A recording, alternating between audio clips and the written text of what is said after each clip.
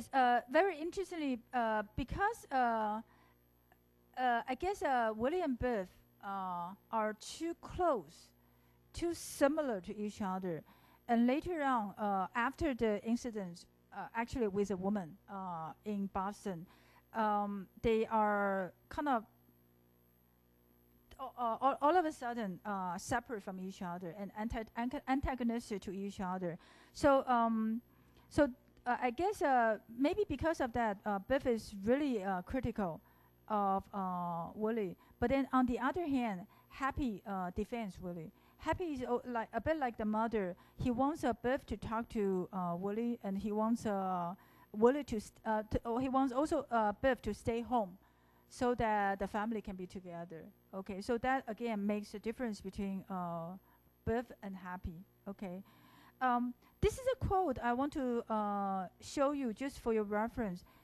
You don't need to agree with the author. Arthur Miller says that there are no flashbacks, but I keep talking about the past moments as flashback because I think that they are literally flashbacks in Willie's mind. Okay, but when Arthur Miller says that there's no flashback but concurrency of past and present, I think what he means is that they are so much present that they seem to happen at the same time with the past. So for me, he does not really deny that they are flashback. He only wanted to point out that the past is very much present. Okay， 不知道你们这样清不清楚？就 flashback 好像是可能会变色，或是可能会很短暂，可是这些过去是完全全部演出来的。So they occupy Willie's mind so much that they concur， 就同时发生的with the present. Yeah, that's the way I interpret this line. Okay. Okay. The second question, what is Willie's dream and where he gets it and how he influences the boys? I think we have the answers. When we see the film and also read the lines, we have a bit of the answers. But let me summarize. Let me summarize the source of his dreams. First, about what he's proud of. He keeps talking about like adding a hammer, his ability to work the ceiling. So it is a handicraft, the craftsmanship that he's proud of, working in and around the house. Okay, and that's also something Biff is good at. Okay, and then on the other hand, he keeps talking about the car and the car associated with his being a salesman. So that's the second thing he's proud of. But as we said just now, he's self-deceptive because there are problems. Well, let me skip that. We talked about. Okay, and then the second thing he's proud of is Biff. But as we also know, Biff is not really successful, not in the present and not even in the past. So he's proud of Biff because, like the lines he repeats, what a Simonizing job. Because Biff shows that he loves him. So he polishes his car, okay? Also, Biff is close to the father, and that's something he's proud of too.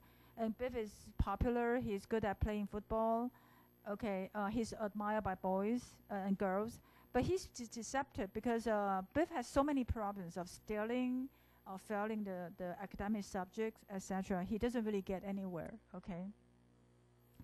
Okay. So that's a part of the dream Willie has. Okay. Well, let me go back. Talking about his son, this is where I think the father wants a son to realize his dream.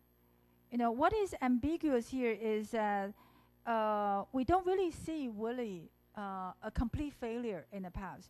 So we don't immediately get the idea that actually his high hope of Biff, has something to do with his own failure. He hides his sense of failure, so we don't really see the transition from the failure to the hope of the son. But actually, they are connected. Because he was not really a successful salesperson. Here, he has all the problems there. He has all the problems here. Sorry, the words are not clear. But he has a hope of the son and believes that the son can realize his dream. And then the frustration comes when birth also fails out. Okay, and about the source of the dream, we can say that it is from Ben. We can also say that it is from the father that Willie does not really know. Okay, from Ben, these are the quotes I gave. Basically, Ben is adventurous. You know, he wants to go to Alaska, but he turns out ends up being in Africa. And both, as I suggested, are mark the boundaries of the United States. You know, the place where they can go out to cross the boundaries and to conquer the unknown. And also, we can say that they can be examples of American colonialism. Okay, basically, the words he says is that he goes in at the age of 17 and he comes out at the age of 23 or something like that, and he's filled with diamonds. Okay, but where does he get the diamonds? But from maybe the African tribes or from the African nations. Okay, definitely this is an example of colonialism. But from Willie's perspective, it means success. It means quick success. And that's something he envies. Okay, and that's why Willie says that you know, it is Brooklyn, I know, but we hunt here too. Okay, so he admires Ben's way of being adventurous and being able to be out in nature and get rich. Okay. And about the father, these are the quotes that I was looking for just now. The father is a great inventor. Okay, he can make flutes very fast. Okay, and then the flute sells very well. And the father also goes on the road a lot. Now, being on the road is also a motif in American literature. Being on the road means being free, being able to go experience different things, etc. So the father is one role model for Willie. But the problem is that the father is in the age of the so-called mercantile capitalism, where merchants, wandering merchants, are still the way to carry commodities, merchandises from one place to another. Okay, but Willie is in the 20th century where this kind of salesperson is going to be a dying species. It's no longer needed. Okay, they'll use television, radio. There's no television then, but radio. They'll use radio or bulletin board to do the promotion of their commodities, but not a salesperson. Yeah, radio and newspapers too. Okay, so that's why there is something unrealistic and also nostalgic about Willie's dream. You know, and to say that the flute suggests of grass, trees, and the horizon is about expansion. It's about going out west to be free. Yeah, like the father, which is no longer possible at this point. Yeah. Okay.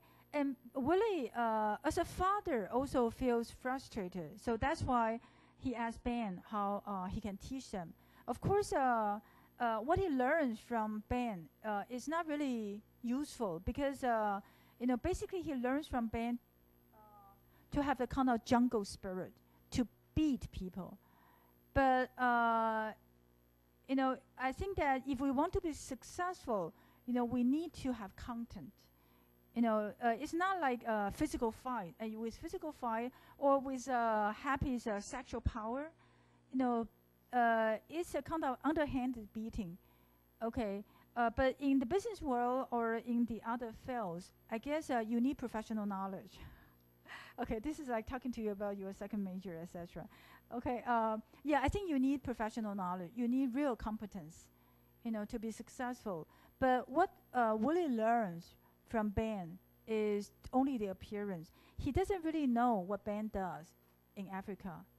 You know, it may be, you know, like exploitation of the slaves there, you know, or trading with the local tribal people, like a few guns, a lot of diamonds with a few guns. 这是真的在那边发生的，就是那个在非洲的时候，因为那些那个 tribal leaders，他们想要有 power， 他们就要有 gunpowder， 就火药或者是枪支等等。那所以那个一般早期的那个 colonizer， 他们就是用什么火药啊，或者枪炮等等去换什么钻石啊，换一些原料啊等等。那通常那个 trading 是非常 unfair，because the tribal leaders they didn't have any other way of getting the guns, the transportation methods, etc. So they give away like coffee beans, cotton, or diamonds, at a very cheap price. Yeah, they didn't know that diamond can be expensive. Yeah, so Willie does not know that besides the jungle spirit, besides being adventurous, Ben actually should have some dirty deals, dirty methods, in order to be successful and wealthy. And that's something he doesn't know.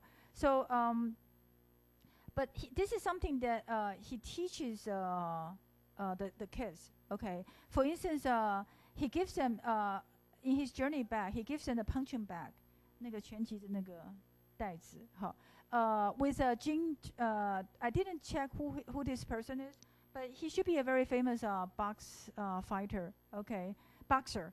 Okay, I think he should be just a VIP.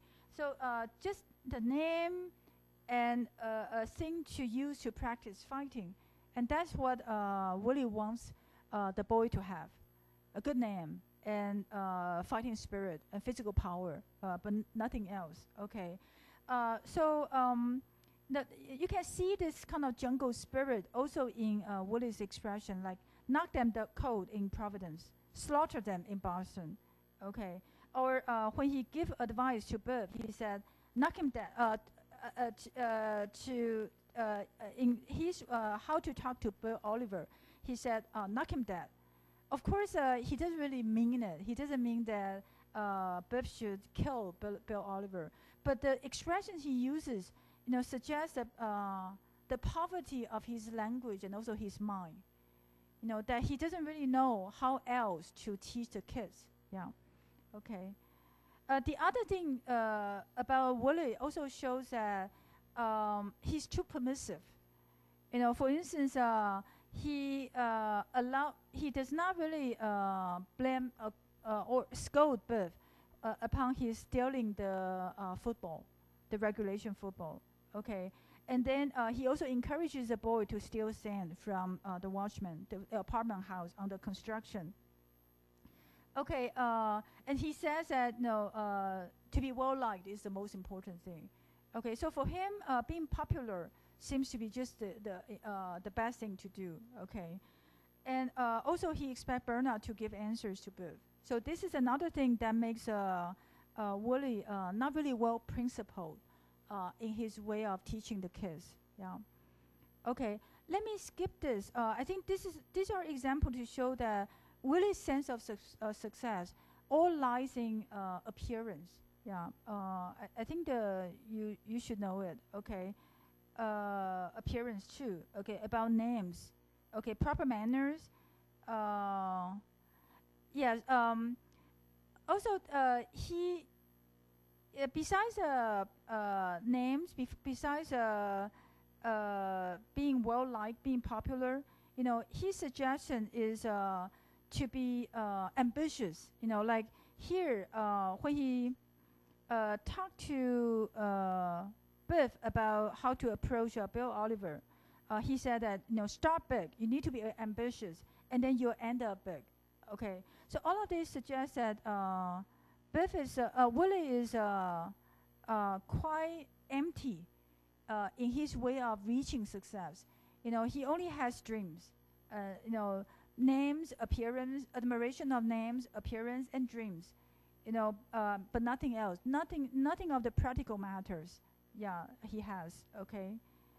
Also, later on, we can see that he suggests Biff to go to different people.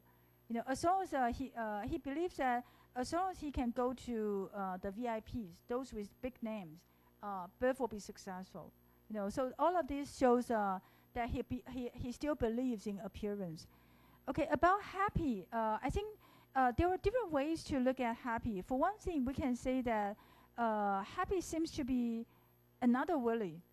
That Biff is represent the failure of Willie, but then Happy represent the uncontrolled part that Happy reveals the sexual desire of Willie. So that's one possibility. But we can also say that Happy is one example of the spirit of capitalism, the capitalist acquisitiveness, 就是那种竞争然后夺取的一种精神哈。So that's why he says that, oh, I want a car, I want my own apartment, I want plenty of women, So it's all about possessions. Yeah. Okay. Yeah, this is also something we have talked about, and that is how the two pairs of father and sons are set in contrast. Willie, when he talks about Bernard, says, "Oh, what an anemic." Okay, so it suggests that they're not being athletic, they're not being physically well built. Is a shame for Willie. Okay. Also, they are not being skillful with their hands. Is something disgraceful for Willie. Okay. Willie says about Charlie several times that he's not being able to handle the tools to make the ceilings is disgusting. On the other hand, I think Charlie is very practical in the discussion he had with Willie. For instance, at one point, Charlie says that he has heartburns, 就是胃胀气. Okay, and Willie said, take more vitamins. Okay, and then Charlie said, there's no bone in heartburns. In other words, it's nothing to do with vitamin. What vitamin will not heal your heartburns. Okay, so that shows how Charlie is realistic, and also at several points, Charlie asked, do you want a job? But Willie is too proud to take a job from Charlie, whom he despises. I think that's one problem. This is a problem which will continue in Act 2. Okay, and Charlie keeps saying that don't get insulted, because he's willing to help. It's just that Willie is not willing to be helped by Charlie. Okay, so that's another problem. Okay, let me skip the last line. Both Bernard and Charlie, they are law-abiding, and that's why the two together come in to talk about the watchman, to talk about the stealing. Okay, but both of them are loyal to their friends. That's another feature that make Charlie and Bernard similar to each other. Okay, and that's why we can say that Bernard is very worried about Biff, and he comes in to remind Biff or forewarn Biff several times. Yeah. Okay, at the end of Act 1, we see that the characters, the four of them are together. They have high hope because Willie is going to go to Howard to ask him to let him stay in New York. And then Biff is going to Bill Oliver. Sorry, it's not Ben Oliver. Bill Oliver, in order to get some loan to set up a new business. So they feel that they will start a new stage in their life. So they are hopeful. But there are inherent problems that will suggest to us that Act 2 will not be, there will not be happy endings in Act 2. For instance, Biff, we see the pattern of his stealing balls, stealing the sand from the apartment buildings, etc. So this could be a habit or a pattern that will continue in Act 2. So that's something to watch out for. And Willie has some problem with his mind, and that's another serious problem. And another serious problem that happens in the last piece of dialogue among Linda, Biff, Happy, and Willie is that we see more tension between Biff and Willie. Although Biff tries to comfort Willie by showing him their plans, okay, because Willie keeps asking Linda to not interrupt. This is 72 to 73. You see the words of Willie's. Don't interrupt. Don't interrupt. Stop interrupting. We'll stop. Several times. So in other words, Willie being bossy, he does not let Linda talk that much. But Biff gets really angry about the father's attitude till the end of 73. Okay, when Willie said, "Will you let me talk?" Biff said, "Don't yell at her, Pop, will ya?" Okay, so this is where Biff cannot stand it and then bursts out accusing Willie. Okay, so this is just an example to show how Biff is on his mother's side. He keeps defending the mother. Okay, and there is a kind of triangular tension among the three of them. Okay, and there were other occasions where Biff is against Willie, and then the issue of the woman comes up also towards the end of Act 1, and that will be another problem that will continue also in Act 2. Okay, so finally.